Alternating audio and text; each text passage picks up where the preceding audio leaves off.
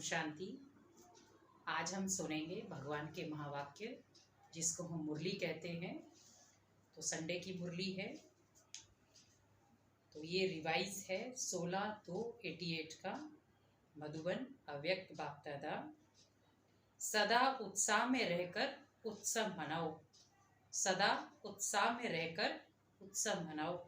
आज विश्वेश्वर बाप अपने विश्व की श्रेष्ठ रचना व श्रेष्ठ आदि रत्नों से अति स्नेही और समीप बच्चों से मिलन मनाने आए हैं। विश्वेश्वर बाप के बच्चे तो विश्व की सर्वात्माएं हैं, मीन्स परमात्मा के बच्चे तो हम सभी हैं, लेकिन ब्राह्मण आत्माएं अति स्नेही समीप की आत्माएं हैं, क्योंकि ब्राह्मण आत्माएं आदि रचना है। बाप के साथ साथ ब्राह्मण आत्माएं भी ब्राह्मण जीवन में अवतरित हो बाप के कार्य में सहयोगी आत्माएं बनती हैं। इसीलिए बाप दादा आज के दिन बच्चों का ब्राह्मण जीवन के अवतरण का दिन जन्मदिन मनाने आए हैं। बच्चे बाप का जन्मदिन मनाने के लिए उमंग उत्साह से खुशी में नाच रहे हैं ना, लेकिन बाप दादा बच्चों के इस ब्राह्मण जीवन को देख स्नेह और सहयोग में बाप के साथ साथ हर कार्य में हिम्मत से आगे बढ़ते हुए देख हर्षित हो रहे हैं। तो आप बाप दादा का बर्थडे मनाते और बाप बच्चों का बर्थडे मनाते, जिसको हम शिवरात्रि के रूप में मनाते हैं। आप ब्राह्मणों का भी बर्थडे है ना, तो सभी को बाप दादा, जगदम्बा और सब आपके साथी एडवांस पार्टी की विशेष श्रेष्ठ आत्माएं सहित आपके अलौकिक ब्राह्मण जीवन की स्नेह से सुनहरी पुष्पों की वर्षा सहित मुबारक हो, मुबारक हो। ये दिल की मुबारक है, सिर्फ मुख की मुबारक नहीं, क्योंकि मुख की मुबारक तो दुनिया में बहुत सारे देने वाले, लेकिन भगवान हमें दिल की मुबारक देते। लेकिन दिलाराम बाप के दिल की मुबारक सर्वश्रेष्ठ आत्माओं को, चाहे सन्मुख बैठे हैं चाहे मन से बाप के सन्मुख हैं, चारों ओर के बच्चों को मुबारक हो, मुबारक हो। आज के दिन भक्त आत्माओं के पास बाप के बिंदु रूप की विशेष स्मृति रहती है, क्योंकि शिवलिंग को याद करते। शिव जयंती व शिवरात्रि कोई साकार रूप का यादगार नहीं है, लेकिन निराकार बाप ज्योति बिंदु, जिसको शिवलिंग के रूप में पूजते हैं, उस बिंदु का महत्व है। आप सभी के दिल में भी बाप के बिंदु रूप की स्मृति सदा रहती है, तो आप भी बिंदु और बाप भी बिंदु। तो आज के दिन भारत में हर एक भक्त आत्मा के अंदर विशेष बिंदु रूप का महत्व रहता है। बिंदु जितना ही सूक्ष्म उतना ही शक्तिशाली है, इसीलिए बिंदु रूप को ही शक्तियों के, गुणों के, ज्ञान के सिंधु कहा जाता है। तो आज सभी बच्चों के दिल में जन्मदिन की विशेष उत्साह की लहर बाप दादा के पास अमृत वेले से पहुंच रही है। जैसे आप बच्चों ने विशेष सेवा का अर्थ व स्नेह स्वरूप बन बाप का झंडा लहराया। बाप ने कौन सा झंडा लहराया? आप सभी ने तो शिव बाबा का झंडा लहराया ना। बाप क्या ये झंडा लहराएंगे? बाप क्या ये झंडा लहराएंगे? क्योंकि खुद का झंडा वो खुद थोड़ी लहराएंगे। ये सेवा के साकार रूप की जिम्मेवारी बच्चों को दे दी। बाप ने भी झंडा लहराया, लेकिन कौन सा और कहाँ लहराया? बाप दादा ने अपने दिल में सभी बच्चों की विशेषताओं के स्नेह का झंडा लहराया। कितने झंडे लहराए होंगे? इस दुनिया में इतने झंडे कोई लहरा ही नहीं सकते। कितना सुंदर दृश्य होगा। एक एक बच्चे की विशेषता का झंडा बाप दादा के दिल में लहरा रहा है। सिर्फ आप सब ने झंडा नहीं लहराया, लेकिन बाप दादा ने भी लहराया है। ये झंडा लहराते हो तो उस समय क्या होता? फूलों की वर्षा, क्योंकि कोई भी झंडा हम लहराते हैं तो उसमें पहले हम फूलों को रखते हैं। बाप दादा भी जब बच्चों की विशेषता का स्नेह का झंडा लहराते तो कौन सी वर्षा होती? हर एक बच्चे के ऊपर अविनाशी भव, अमर भव, अचल अडोल भव, इन वरदानों की वर्षा होती। तो भगवान ने कौन से 3 वरदान दिए? अविनाशी भव, अमर भव, अचल अडोल भव। ये वरदान ही बाप दादा के अविनाशी अलौकिक पुष्प हैं। बाप दादा को इस अवतरण दिवस की अर्थात शिव जयंती दिवस की बच्चों से भी ज्यादा खुशी है। खुशी में खुशी है क्योंकि ये अवतरण का दिवस हर वर्ष यादगार तो मनाते हैं, लेकिन जब बाप का साकार ब्रह्मा तन में अवतरण होता तो बाप दादा को इसमें भी विशेष, शिव बाप को विशेष इस बात की खुशी रहती है।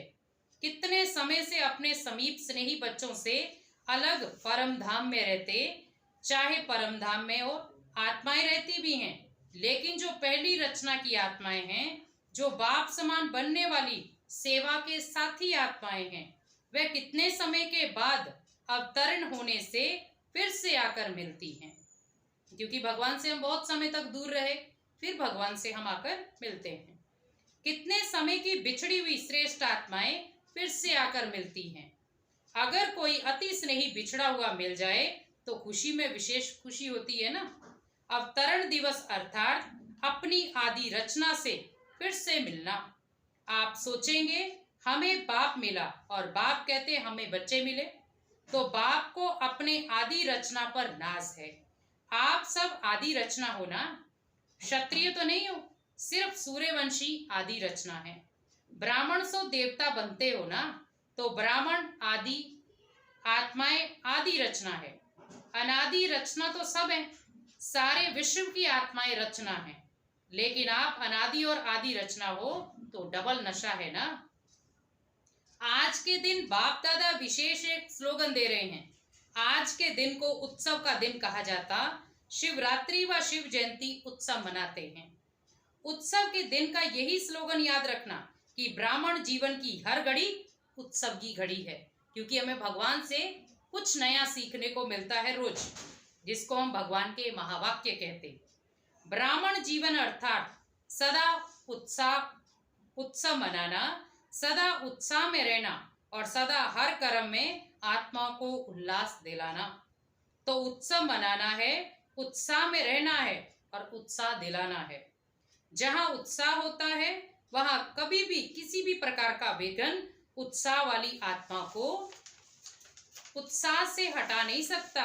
जैसे अलग काल के उत्साह में सब बातें भूल जाती। कोई उत्सव मनाते हो तो उस समय के लिए खुशी के सिवाय कुछ याद नहीं रहता।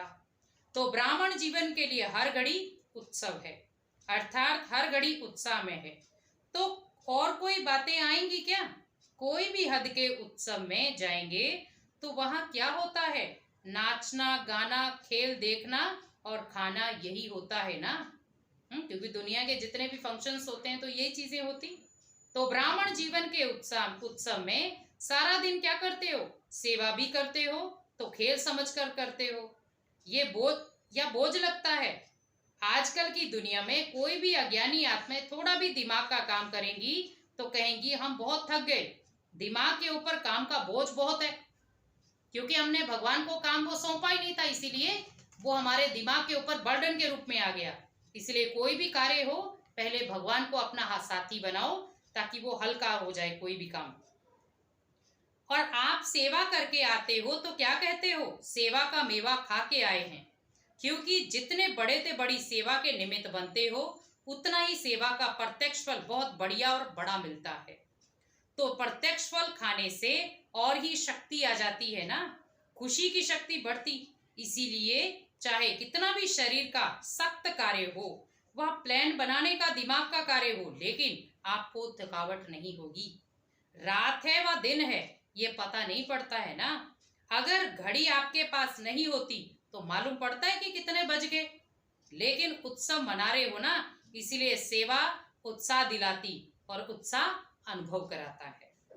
ब्राह्मण जीवन में एक तो है सेवा और दूसरा क्या है? माया आती है, क्योंकि कोई भी कार्य हम अच्छा करेंगे तो उसमें कुछ ना कुछ तो विघ्न आते जरूर हैं। माया का सुनकर हंसते हो क्योंकि समझते हो माया को हमारे से ज्यादा प्यार है। आपका प्यार नहीं है, उसका प्यार है। उत्सव में खेल भी दिखा सकते। आजकल सबको ज्यादा खेल कौन सा पसंद आता? मिकी माउस का खेल बहुत करते हैं ना। तो एडवर्टाइज भी मिकी माउस के खेल में दिखाते। चाहे मैच पसंद करते, चाहे मिकी माउस का खेल पसंद करते हो, तो यहां भी माया आती तो मैच करो, निशाना लगाओ। तो खेल में क्या करते हो, गेंद आता और आप फिर दूसरी तरफ फेंकते हो और कैच कर लेते हो तो विजयी बन जाते हो। ऐसे ही माया की ये गेंद है, कभी काम के रूप में आता, कभी क्रोध के रूप में आता। ये कैच करो कि ये माया का खेल है। तो भगवान कहते, अगर माया के खेल को खेल समझ करो तो उत्साह बढ़ेगा, और अगर माया की कोई भी परिस्थिति को दुश्मन समझ लेते देखते हो तो घबरा जाते हो ना। मिकी माउस खेल में कभी बंदर आ जाता, कभी बिल्ली, कभी कुत्ता, कभी चूहा आ जाता, लेकिन आप घबराते हो क्या? मजा आता है ना देखने में। तो ये भी उत्सव के रूप में माया के भिन्न भिन्न परिस्थितियों का खेल देखो। खेल देखने में कोई घबरा जाए तो क्या कहेंगे?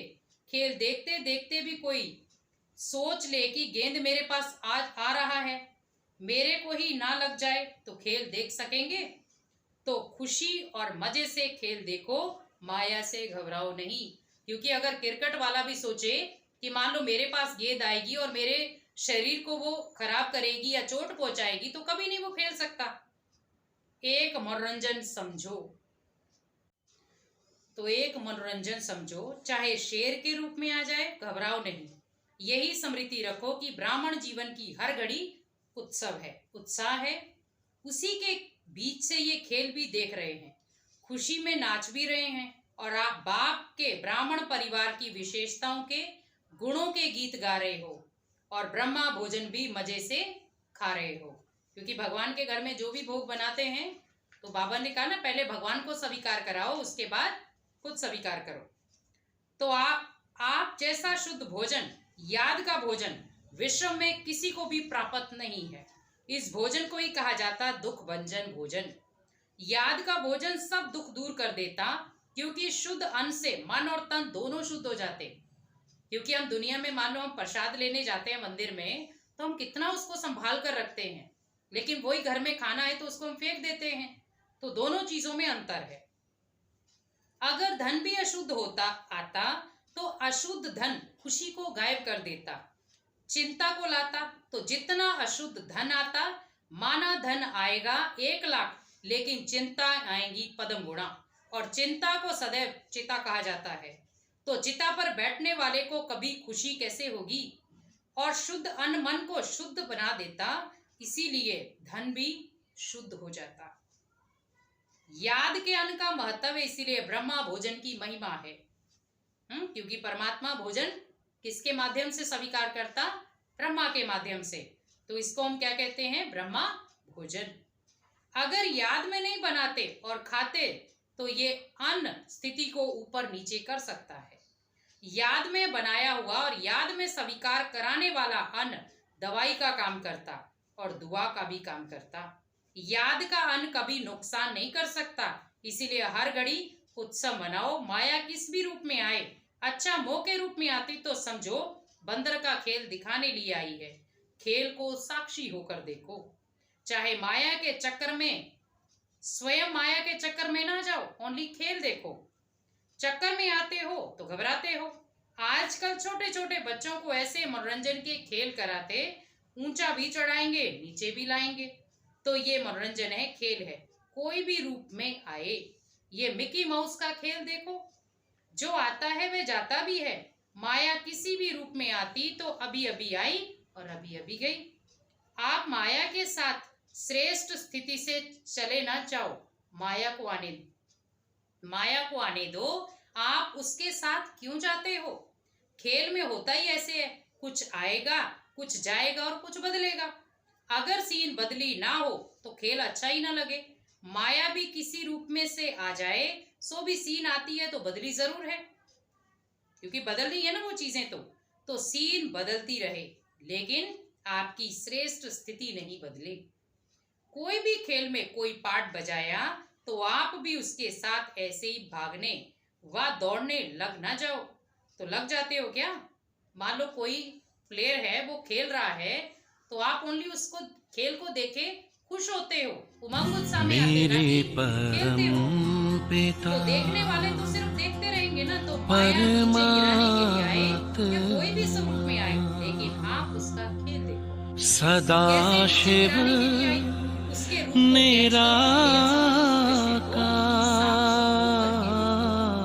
आगे के लिए और स्व की स्थिति को मजबूत आनंद के सागर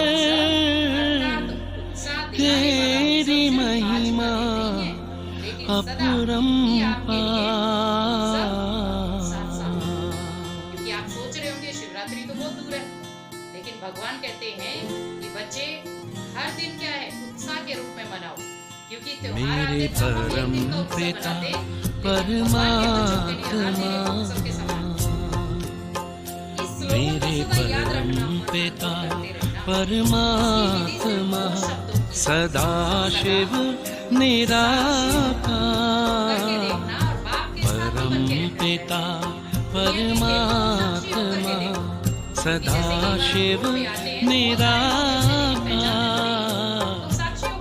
ओ आनंद के सागर तेरी महिमा अपरंपार। महिमा अपरंपार तेरी महिमा अपरंपार।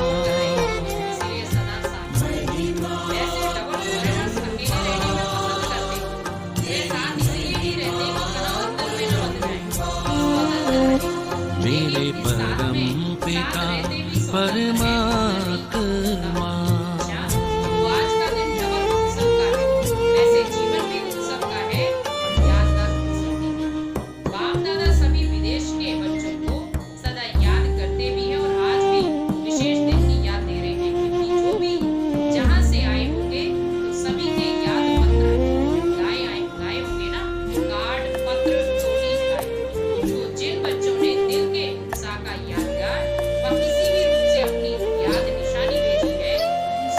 तुम सृष्टि के ज्ञाता हो, वरदानों के दाता हो।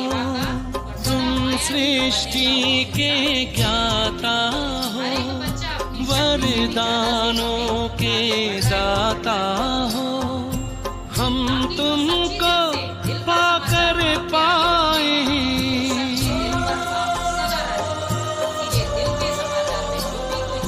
हम तुमको पाकर पाए गति सदगति उपहार। महिमा अपरंपार तेरी महिमा अपरंपार।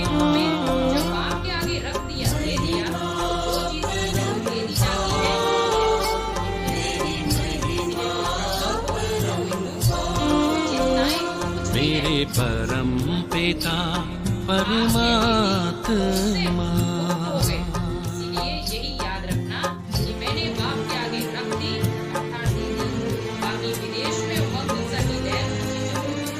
बाप दादा बच्चों को निर्विघ्न बनने के उमंग और सेवा में बाप को प्रत्यक्ष करने की उमंग दे।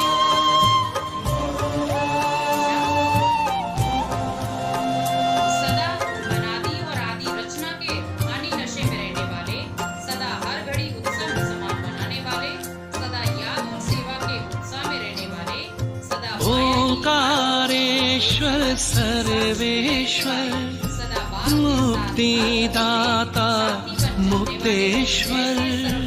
ओंकारेश्वर सर्वेश्वर मुक्तिदाता मुक्तेश्वर। जीवन नैया सबकी करते,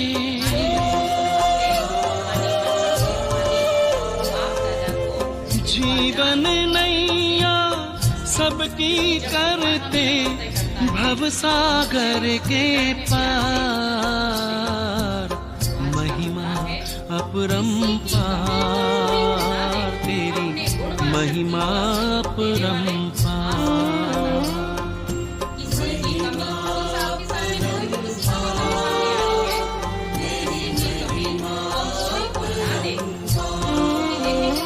मेरे पर परमात्मा। देने वाले मास्टर दाता को। मास्टर दाता वे हैं जो सदा इसी रूहानी भावना में रहते कि सर्व में हमारे समान वर्षे के अधिकारी बन जाए, किसी की भी कमी कमजोरी को ना दे, वे अपने धारण किए हुए गुणों का शक्तियों का सहयोग देते। ये ऐसा ही है, इस भावना के बजाय मैं इस पूरी बात से ये केवल सरलता से कहती है प्रेम ज्ञान हो, धर्म हो, रूप अनूप हो, परम हो। प्रेम ज्ञान हो, धर्म हो, रूप अनूप हो, परम हो। कल्प वृक्ष के बीज रूप तुम,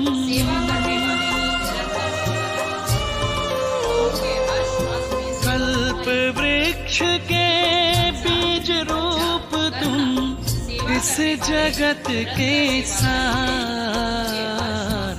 महिमा अपरंपार तेरी, महिमा अपरंपार।